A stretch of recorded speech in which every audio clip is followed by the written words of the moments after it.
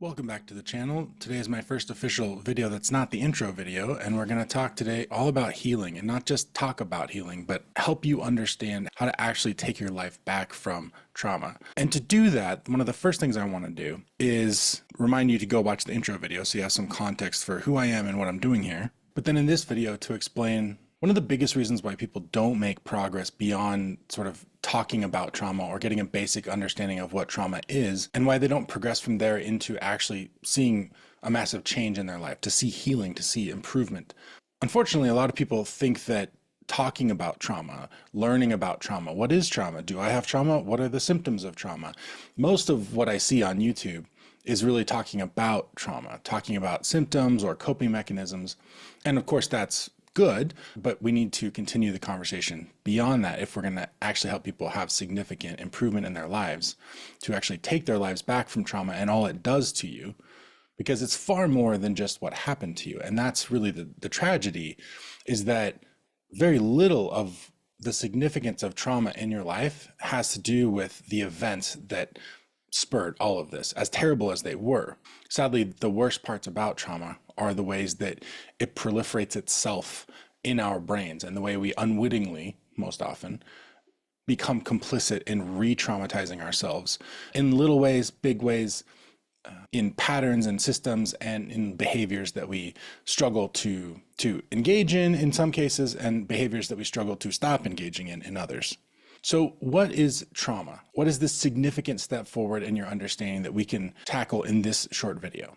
Understand that trauma is not just what happened to you. Trauma is the shock that the brain experiences after the terrible events. Trauma is the way that your brain behaves after these terrible events. And then trauma is also the way that the brain works to try to prevent those events from ever happening again, or to prevent that emotional context of shock from ever happening again, which may seem like the same thing, but they're not. And that's actually where we get into a great deal of trouble. Let's just run through this by way of an example. Let's say we've got Cindy, and when Cindy was 8 years old, her grandmother died, and her grandmother happened to be her main caretaker. So she had to go live with her mom again, and her mom was in and out of prison. She was addicted. Even when she was having a good day, she wasn't necessarily the best mom. So Cindy endured a lot of chronic abuse and neglect. And eventually her mom was forced into treatment, into hospitalization. So for 6 weeks, she was without a caretaker. So she was put into a temporary foster placement, which that by itself was a traumatic event, being taken away from her primary caregiver at a young age. So using that example, we can see that there are chronic, sort of the little drip of water that every day eroded at Cindy's sense of safety, and that exceeded her capacity as a child, emotionally, mentally, to cope with it, right? So this is where we get into what is trauma? How do children especially become traumatized? Well, whether it's chronic or acute, whether it's sort of an everyday thing, or whether it's one big event, things were constantly happening that exceeded Cindy's ability to process, because her brain was not developed enough at that time to cope with those things. Now, if they had happened to Cindy when she was 35, she would have had a greater ability to cope. They still might have been terrible, but she could have coped. Her brain could have processed it, right? Trauma isn't just bad things happening. Trauma isn't even really bad things happening. For the traumatized community, what you need to understand is that the trauma was the things you could not process at that time. Now, this is really important. This is not just an academic, splitting hairs, because once you understand that it's something that could not be processed at that time, you now can see, okay, well, if that was the key issue, then possibly in the future, as I go through a healing journey, because I'm not that age anymore, because my mind has evolved and developed in so many other capacities, this might offer a bit of a roadmap for healing, for reprocessing things that I couldn't process at the time, now using my bigger, more mature brain. And that is absolutely the case. We're not going to get into that today, because we really want to talk about this differentiation between, the ways we use the word trauma. Cindy experienced events that we can see had a traumatic impact on her. The trauma was actually her brain's inability to process those events, which if the brain is unable to process the events of the world around it, it means it also, by definition, is probably not figuring out how to access feelings of safety, how to get key needs met.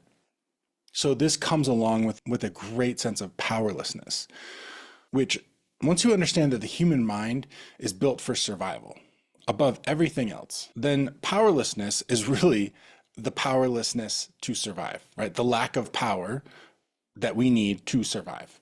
So powerlessness in the context of the survival brain means death, right? Or proximal death, or as close as we can get to it, as close as we have gotten to death in our experience to this point. So from here on out, whenever our brain thinks about its fear of death, it associates the closest thing it's ever experienced to that with the traumatic events, right? So now every time your brain has sort of a sense of its mortality and it gets upset about that, which is bound to happen for every human being at some point, it's going to fixate even more on the specific events that you were unable to process in youth. So this is why these events take on a sort of gravitational pull that's way bigger than the fact that something happened that a child couldn't process at that time. And it starts to compound. Imagine an engine where fuel is coming through various tubes and oil, and we've got sparks and electricity, and we've got all these different systems functioning together. Things have to flow to where they need to be and then flow away. We need fuel to come in, and then we need exhaust. The waste products created by the running of the engine have to be taken away. And trauma comes in and severs the feeding tubes and blocks up the waste excretion tubes. So again, trauma is not just what happened, it's also what happens to the internal systems of the mind. They get broken, which means our ability to process, which was already limited by virtue of our adolescence, our childhood, our brains were still in a juvenile state. They weren't fully formed yet. But then trauma comes in and makes it more difficult for that development to take place. And instead we end up with a buildup of everything that comes along after that event that reminds us of that event. So we're not just not processing that one event, we're now not processing a whole slew of events that fall into certain categories that remind us of that event. And if that sounds like a recipe for disaster, it is. So now we enter into another context of the term trauma. And this is specifically the mental systems that our brain creates in order to deal with this now broken system. Not only are we trying to avoid the people and the places and the types of events that we associate with the original sin, right? The first event or the chronic events that traumatized us. We're now trying to also avoid any feelings of powerlessness. So any situations where we don't feel completely confident, we're more likely to try to avoid them completely rather than learn to negotiate them, which is a big part of the maturity process. So this is going to stunt our development in multiple areas. To deal with this massive dysfunction inside of our systems, and again, we're still talking in many cases 9, 10, 11, 15, 16-year-olds, right, who have a lot of psychological development to go. Now their brains are going to try to figure out, because that's what we do. We try to figure out problems. It's going to try to figure out the problem of this massive dysfunction on the inside.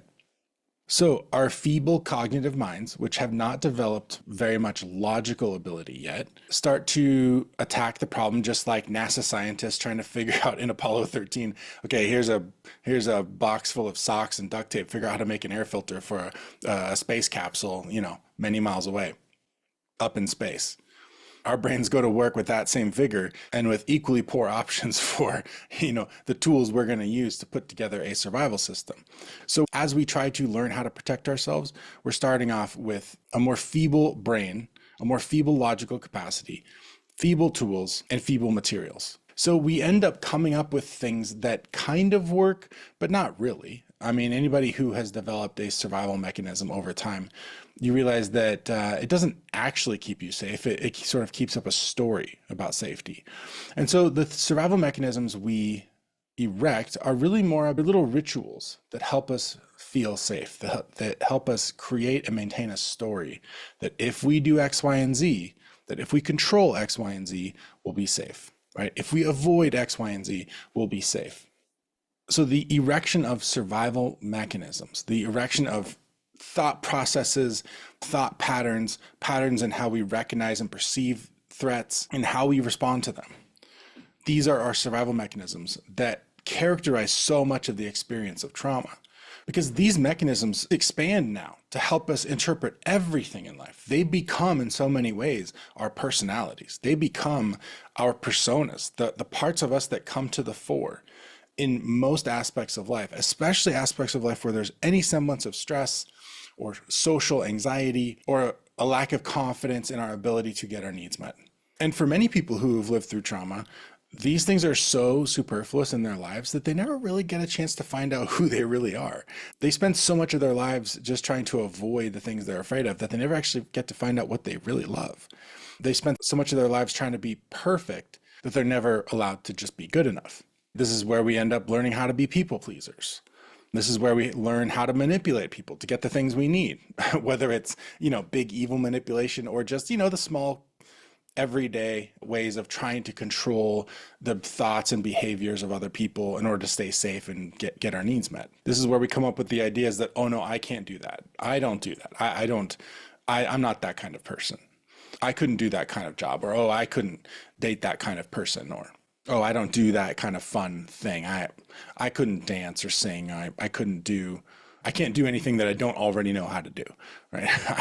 I'm not allowed to learn new things, right? I'm not allowed to be a white belt. I'm not allowed to be brand new. I'm not allowed to not be a master of whatever I'm doing.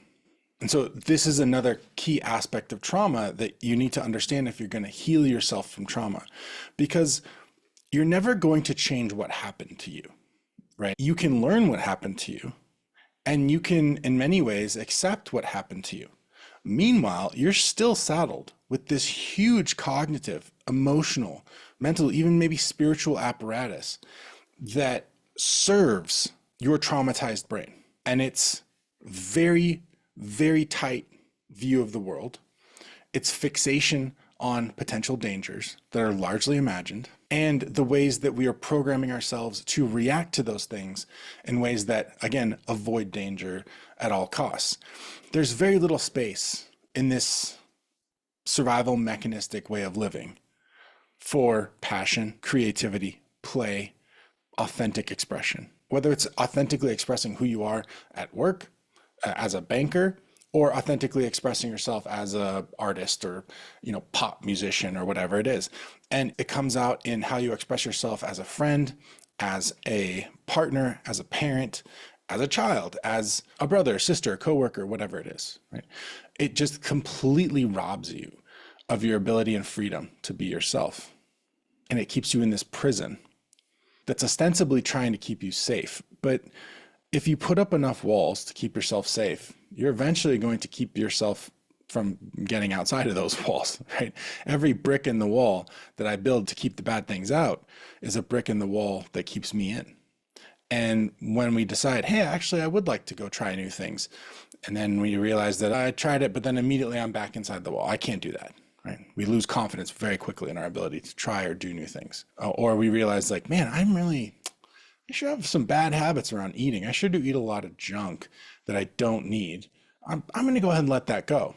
The next thing you know, you're back inside the walls, munching away on whatever garbage food that you don't need, but somehow you feel like you really, really need it. You realize, like, oh man, I really need to stop dating X, Y, and Z kind of people.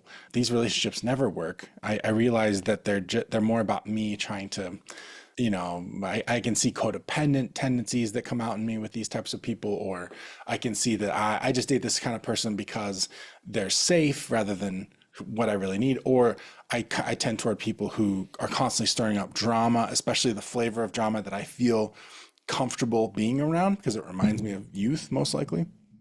Whatever it is, we all have these tendencies based in trauma that are not just trauma, right? They're actually built up of like little bricks in the wall, little ideas, little beliefs, little thoughts, little one-to-one connections. And they really are almost material items in the sense that if you can get to the brick in the wall, right? The idea that, hey, when did I decide that I'm not allowed to date someone who isn't toxic, right? When did I decide that? When did that code get written into the software? Well, the process of healing is really examining these walls and examining the things that are standing in between you and the life you want to live and learning to pick them apart. Now, how we do that, that's a topic for another video, but it's really cool. It's not anything all that scary. It's actually super empowering. It's very practical and it makes a lot of sense. And it's something we can all share. And that's what's so fun about teaching people about how to heal from trauma, is that even though we as individuals, we're all trauma snowflakes, right? Not snowflakes in the sense of like weak or whatever, but just like very unique, many variations on different themes. But when it comes down to healing that trauma, we end up running into some very similar structures inside the brain. And it makes sense because our brains all evolved under similar circumstances, looking for similar things, survival and reproduction. And that is a major help once we understand that, because it helps us start to have context for this vast array of emotions that are just running around and bursting inside of us, and eventually helps us remove the shame from all these emotions that we're carrying around inside of us, which helps us get to them, which helps us process them, which helps us sort of clean house, repair what's been broken, possibly allow it to flourish for the first time. I want to reflect on what I've talked about in this video, some key concepts that will establish a foundation for you going forward.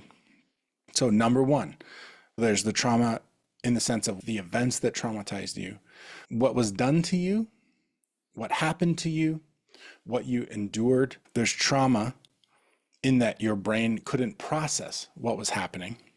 There's trauma in that your brain now fixated on those events and they became emblematic of the fear of death or emblematic of feelings of powerlessness. And then there are the structures your mind erected to try to identify those threats from a mile away and keep them a mile away, which ends up creating a very small, cloistered, prison-like existence that is ostensibly there to keep you safe, but really just keeps you penned into a very, very small, constricted world that completely inhibits your freedom and prevents you from developing. It prevents you from expressing the truth of who you are. It prevents you from learning who you are, because that's a process. And it's a process that we find the answers to that question, who am I really outside of trauma, outside of my survival mechanisms? We find those things in the freedom of play, creativity, mutually beneficial socialization or romantic relationships or career paths, working relationships. So these are the important conceptual starting points for how you actually heal trauma.